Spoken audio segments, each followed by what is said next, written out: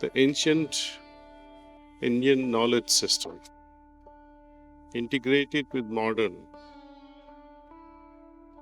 and take it forward.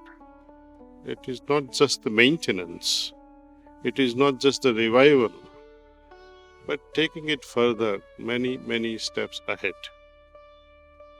How are we going to achieve that?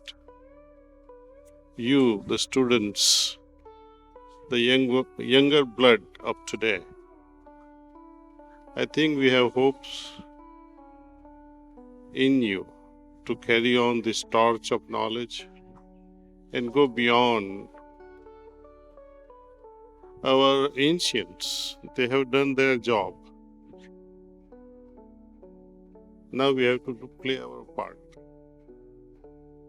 You know how these names came about, Dvivedis and Trivedis and Chaturvedis? There was a group of individuals who would maintain the knowledge of Vedas. Those who knew only two Vedas, those who memorized two Vedas and passed on through memory, because we did not have printing presses in olden days, thank God. They were forced to remember. Their brains absorbed that knowledge. Whether they knew the meaning or not, we will not debate on that. But they preserved through a memory system and transferred that knowledge verbally. Now with the advancement, we are able to retain that knowledge, but it remains on paper. It has not penetrated the minds, nor the heart, nor the living style. Many things over the years, over the centuries, over the millennia, they have been twisted and polluted somehow. When you look at ancient Sanatana Dharma reflected in Vedas and Upanishads, upon whom we take vows and say, while keeping my hands on these holy books, I promise that I speak only the truth and nothing but the truth. How many of you have Vedas in your house? How many of you have Gita in your house? How many of you have read it?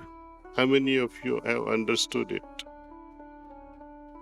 When we go through Vedas and Upanishads, you will find more than 250 times the mention of the word Hridayam.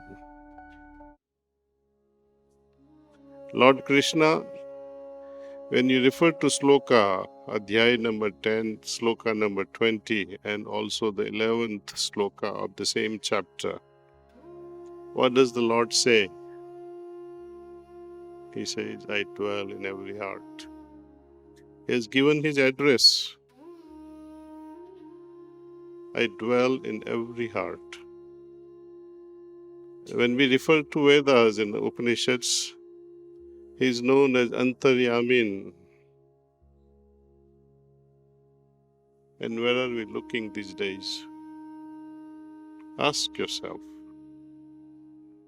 in which directions are you searching that entity we call God?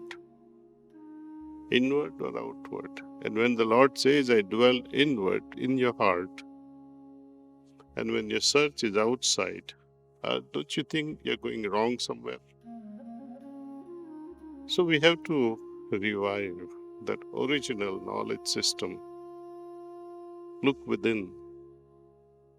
Hridayam also carries a meaning.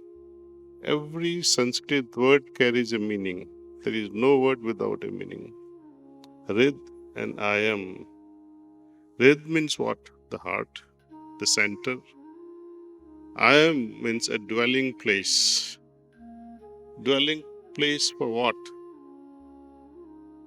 Divinity. The Lord, one that gives us life.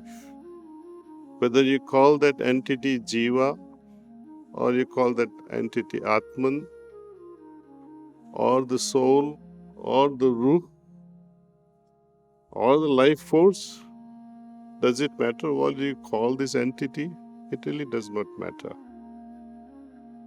But without which you cannot exist. It dwells in our heart. Moment we are born,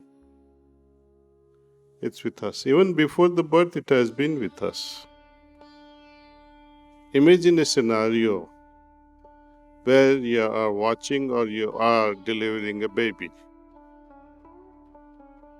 And the first signature of baby's arrival is a cry. Baby begins to cry. That's a sign that life is there. If the baby was not crying, perhaps doctors would go crazy. Nurses would run around to resuscitate this baby, stimulate the heart and lungs so that baby can breathe and cry. It's the first time ever that mother would smile when baby is crying. Rest of the time mother would cry when babies cry.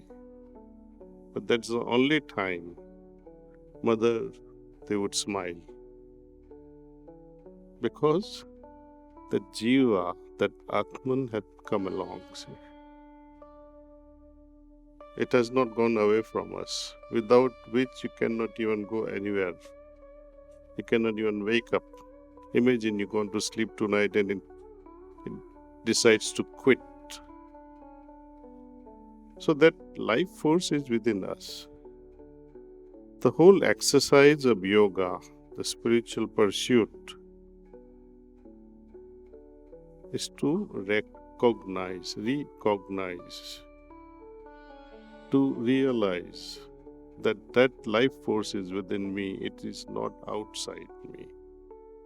Moment you start looking outside,